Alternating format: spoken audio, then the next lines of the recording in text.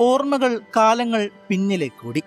കെട്ടുകഥകളെക്കാൾ ആവേശജനകമായ അയാളുടെ ചരിത്രം കൺമുന്നിലൂടെ ഒരു മാസ് സിനിമയുടെ രൂപം പൂണ്ട് കടന്നുപോയി. ലോകത്തെ മുഴുവൻ ഉറപ്പിച്ച എല്ലാ ദേശങ്ങളും സ്വന്തം കാൽക്കീഴിലാക്കിയ വീരന്മാരുടെ പരമ്പരകളുടെയും അവരുടെ നായകന്മാരുടെയും കഥ പറഞ്ഞ 2 ഭാഗങ്ങളുള്ള ഒരു സിനിമയുണ്ടായിരുന്നു എന്ന് കരുതുക.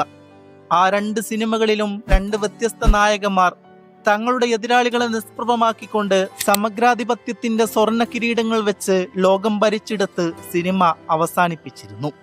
ഈ സീരീസിന്റെ 3-ാം ഭാഗം കാണാൻ പ്രേക്ഷകർ കാത്തിരിക്കുന്നത് അതേ ആധിപത്യത്തിന്റെ തുടർക്കഥകൾ പ്രതീക്ഷിച്ചു തന്നെയായിരിക്കും. കാരണം അതാ വീരന്മാരുടെ കഥയാണല്ലോ. എന്നാൽ ആ 3-ാം ഭാഗം ആരംഭിച്ചത് ആർത്തിരുമ്പുന്ന ഒരു ജനസാഗരത്തിന്റെ മധ്യത്തിലായിരുന്നു. എതിരാളികളില്ലാതിരുന്ന ഏകാധിപതി സർവ്വതും നഷ്ടപ്പെട്ടവനെ പോലെ നിൽക്കുന്ന ഒരു മെഡിഷോട്ടിൽ നിന്നായിരുന്നു. അതിന്റെ അടുത്ത ഫ്രെയിമിൽ സമഗ്രാധിപത്യത്തിന്റെ കോട്ടകൾ തച്ചു തകർത്തിട്ട് നിലത്ത് മുട്ടുകുത്തിയിരുന്ന് ഒരു യുവരാജാവ് ആക്രോശിക്കുന്നുണ്ട്.